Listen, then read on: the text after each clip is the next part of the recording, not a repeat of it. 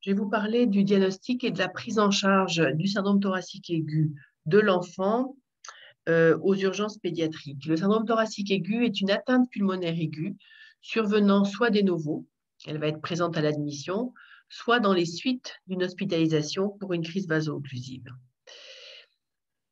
Le syndrome thoracique aigu est défini, j'utilise la définition américaine, par l'association d'une fièvre et ou de symptômes respiratoires à un infiltrat récent sur la radiographie pulmonaire. L'enjeu, c'est la reconnaissance précoce du STA, parce qu'il y a un risque d'aggravation très rapide et d'évolution vers un syndrome de détresse respiratoire aiguë et de complications neurologiques. Il faut suspecter le STA devant tout symptôme respiratoire. C'est relativement facile. Tout douleur thoracique, tachypnée, polypnée, détresse respiratoire bien entendu, et devant toute hypoxie. Le syndrome thoracique aigu est également à suspecter devant tout syndrome infectieux, parce qu'il a été montré que la fièvre était un des symptômes classiques du STA. Et puis, il faut rechercher le syndrome thoracique aigu devant toutes CVO dites à risque de STA. Ce sont les CVO osseuses multifocales, les CVO à localisation à risque telles que vertébrale, thoracique, abdominale sévère. Il va y avoir un défaut d'ampliation thoracique. Et le STA va être alors à rechercher dès l'admission, mais aussi régulièrement en cours d'hospitalisation. Puisque classiquement, il survient au décours de CVO, classiquement autour du 2e ou 3e jour après l'admission. Vous constatez que l'hypoxie ne fait pas partie de la définition du syndrome thoracique aigu. Attention, c'est quand même un signe de sévérité du STA. Et au plan radiologique, la définition comporte un infiltrat récent sur la radiographie pulmonaire. La place de l'échographie pulmonaire dans le diagnostic du STA est en cours d'évaluation. Et puis d'emblée, devant tout STA, en fonction du contexte clinique, vous allez pouvoir apprécier le contexte physiopathologique. Il y a des situations où le syndrome thoracique aigu paraît d'origine infectieuse très probable, c'est un tableau de pneumopathie. Et il y a des études qui ont montré, elles sont anciennes, mais elles ont montré que les agents retrouvés étaient d'abord des agents viraux, VRS avant grippe, ensuite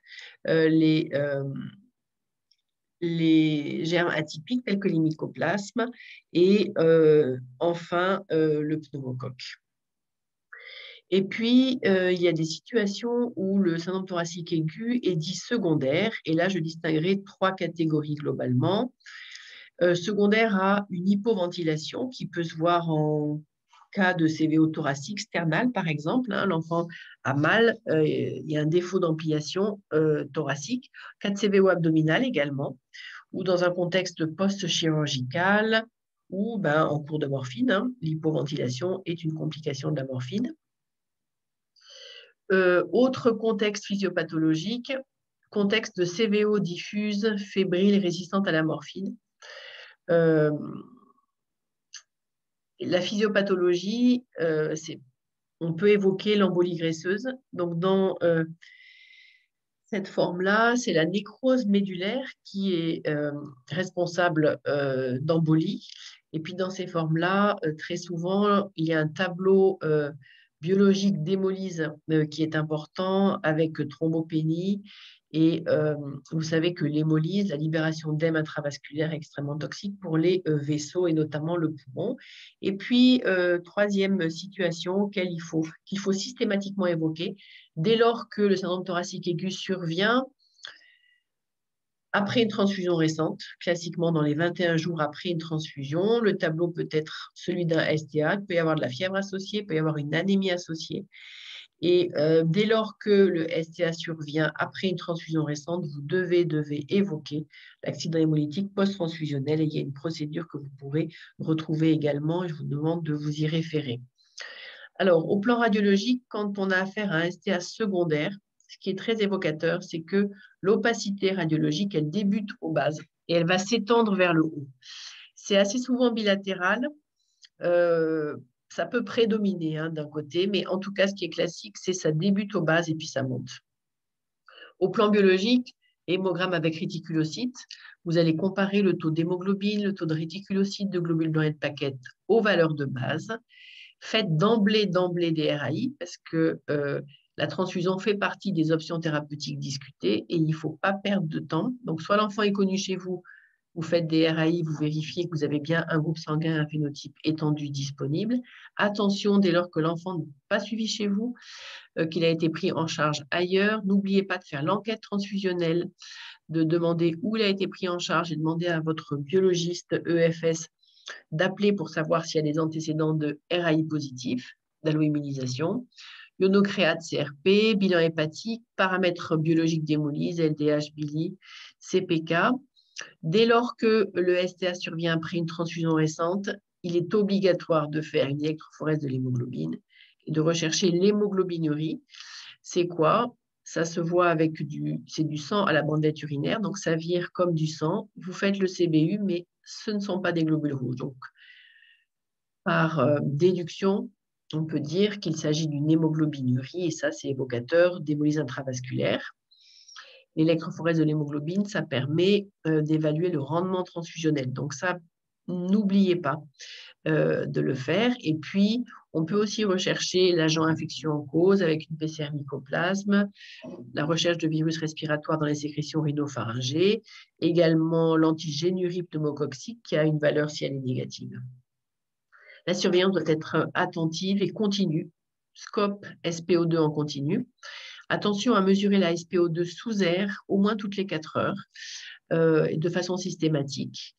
On peut passer à côté finalement d'une hypoxie parce que les enfants sont sous oxygène de façon un peu systématique. Donc, pensez à vraiment mesurer sous air toutes les 4 heures. Une surveillance, bien sûr, des paramètres respiratoires, du score de douleur et puis des paramètres neurologiques, la conscience, état neurologique. L'examen clinique médical doit être répété, ce n'est pas une seule fois par jour qu'on voit ces enfants, il faut les voir plusieurs fois dans la journée.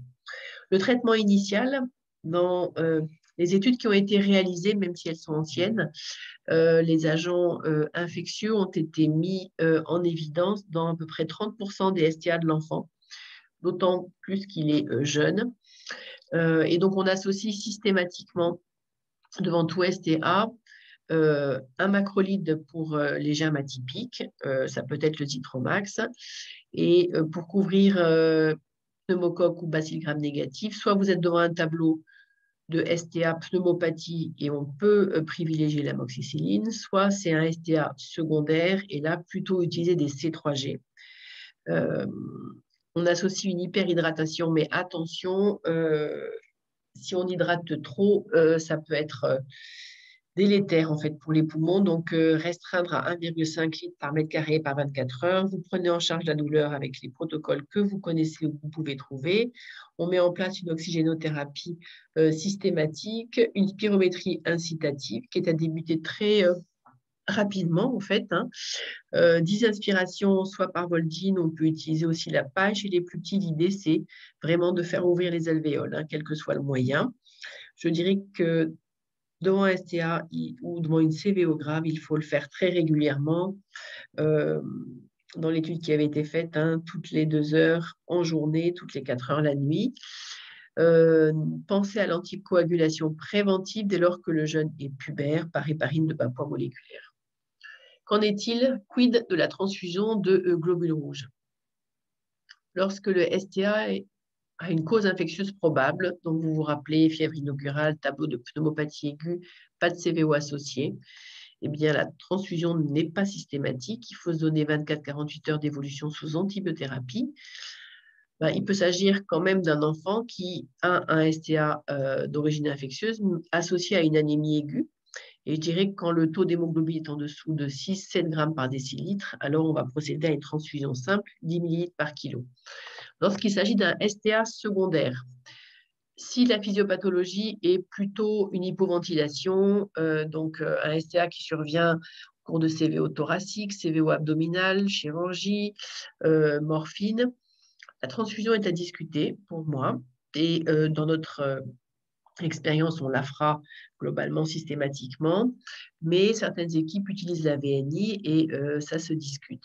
Et puis, lorsque le STA survient dans un contexte de CVO diffuse très sévère, résistante à la morphine, fébrile, avec une hémolyse biologique, je crois, donc la physiopathologie en bol graisseux, hémolyse grave, là, je crois qu'il est dangereux de ne pas transfuser.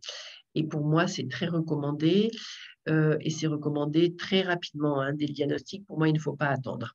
Si on transfuse, il peut s'agir d'une transfusion simple, 10 ml par kilo seulement, d'emblée, mais on peut le faire sous réserve que le taux d'hémoglobine ne soit pas trop élevé. Donc, lorsqu'il est inférieur à 8-9 grammes par décilitre, transfusion simple, 10 ml par kilo.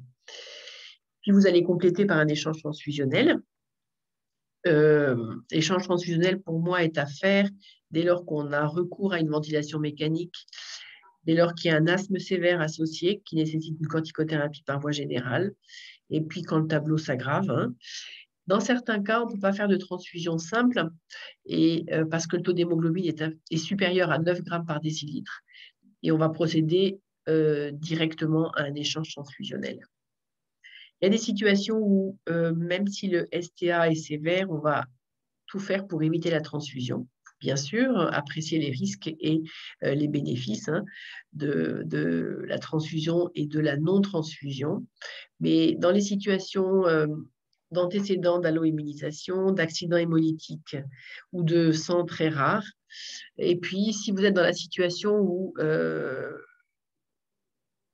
l'enfant a été transfusé récemment et vous êtes vraiment en train, vous suspectez l'accident hémolytique post-transfusionnel en cours, et là, clairement aussi, le premier réflexe, c'est d'éviter la transfusion.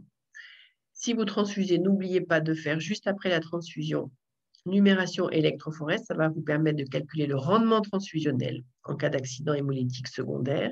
Et puis, n'oubliez pas, règle transfusionnelle numéro 3, de bien faire des RAI post-transfusionnels 3 semaines à 2 mois après chaque transfusion en contexte aigu. La VNI précoce, elle se discute selon les disponibilités locales et notamment, pour moi, dans les STA secondaires à une hypoventilation. Néanmoins, en termes d'évidence-based medicine, il n'y a pas d'évidence pour l'utilisation systématique de la VNI. Une seule étude randomisée, faite dans un contexte de patients adultes. C'était une VNI intermittente, 1 heure sur 4. La VNI, tout comme la transfusion, améliore l'oxygénation, mais la question n'est pas que celle-là, c'est est-ce qu'elle permet de raccourcir l'atteinte, de limiter l'atteinte pulmonaire, de raccourcir la durée d'oxygène, de raccourcir l'hospitalisation, raccourcir la douleur, voilà. Et tout ça, effectivement, n'a pas été démontré. NO-inhalé, pas d'évidence en faveur d'une utilisation systématique. La corticothérapie par voie générale est dangereuse. Si vous devez l'utiliser, alors discutez une transfusion associée. L'anticoagulation préventive, oui, systématique si le jeune est pubère. Attention, il y a des contre-indications. Vérifiez l'absence de moya-moya ou de rétinopathie proliférante au préalable. Et puis, il y a un PHRC en cours qui évalue l'anticoagulation curative versus en prophylactique. Les bronchodilatateurs doivent être utilisés au cas par cas chez les enfants qui ont des antécédents d'asthme ou en cas de bronchospasme aigu, mais en revanche, il n'y a pas d'évidence pour une utilisation systématique.